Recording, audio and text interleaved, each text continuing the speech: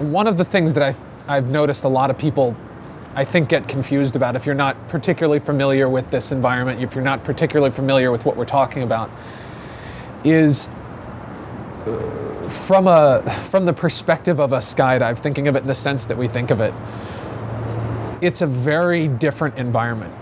You know, folks say, well, I want to jump from very high altitude, so I need a suit that protects me against the pressure environment, the thermal environment, and, you know, provides oxygen, sort of the function of a normal pressure suit. And my comment to that would be, absolutely, that is necessary but not sufficient. And the real monster, the issue that you cannot get around, and that, you know, a lot of folks who are trying to do this one-off are looking for ways to sort of, like I say, thread the needle rather than truly develop new technology, is in looking at free fall in the upper atmosphere, particularly as it relates to exits from vehicles that have relatively low speeds. That if you toss a person out at that altitude, the density of the atmosphere is so thin that until they build up enough Q or airspeed velocity, until there's enough force being put on their arms and legs, or even if they're a wingsuit, whatever they've got to work with, until the number of molecules hitting that is enough, there's going to be a point where whatever thrashing around they do, it's not going to alter their attitude at all.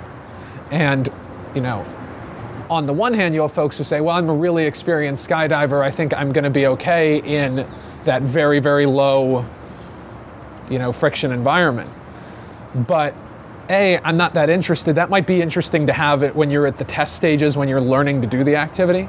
But what I'm interested in is, how do you build a suit that, you know, if you're in free fall in vacuum, how does the suit know how to orient itself? How does it maintain its own attitude? How do you have an autonomous system that if the person is tossed, spun, otherwise ejected from a vehicle, or unintentionally enters that kind of thing, how do you have a suit system, integrated system, that in addition to the pressure and thermal and oxygen, actually has things like attitude control and can maintain what you're doing and actually protects the person? That's, I think, one of the key focuses, the way I look at it at Orbital Outfitters. So, you know, it's kind of, if you're interested in doing this as a one-time thing and you're a daredevil, you're probably not the right partner for us. If you're interested in really looking to work with someone who's trying to develop the technology, that's sort of our interest. I mean, we're a technology company. We're not, not in the business of helping people who might or might not want to kill themselves.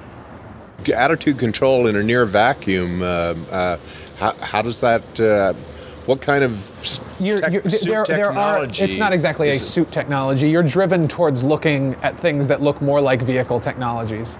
You're driven towards,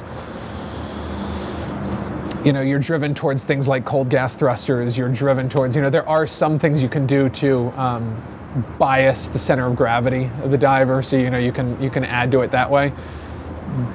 But those are, I suppose there are a few other approaches you could take, but that's the main things that you end up kind of stuck with.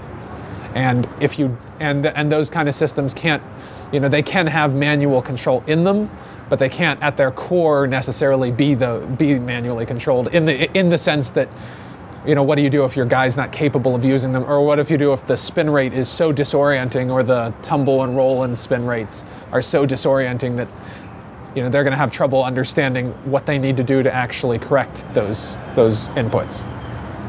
What inputs do you need to make to actually correct that? The higher you go, I think a lot of people who have thought about this think about balloon jumps, and they say, well, a balloon's not going to get me much higher than 120,000 feet. If I'm really a good skydiver, I can probably get away with it. And the answer is, all things being perfect, they are probably right.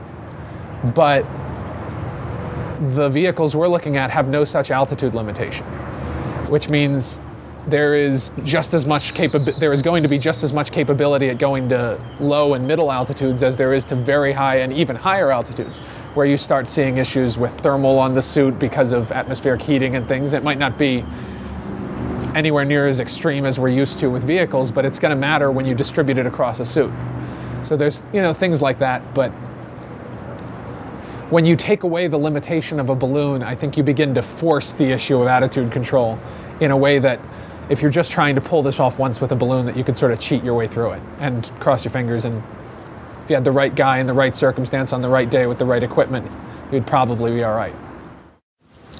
How do you go about modeling attitude control? It has to be done on a computer because you can't simulate. I think you could get away with both. I think for the moment, yeah, the answer is it's not an easy thing to simulate.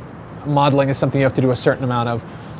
I mean, my biggest interest is as soon as we have, you know, the anticipated price of some of these vehicles is going to be low enough that given how much time and money you could spend modeling it, it's probably going to be cheaper to not necessarily man stuff, but to be doing unmanned testing of, you know, sort of outer mold lines of what you think a finished suit is going to look like, to be taking real data as soon as possible. I think that's something you're driven towards, just because, you know, if you're buying a significant number of flights, the actual cost of flights is significantly less than the amount of time you're going to have to put into computers and people to try to model it with any accuracy. And, you know, you're going to miss something. So that's sort of my bias on the matter, but again, we're pushed towards this long pole in the tent being vehicles.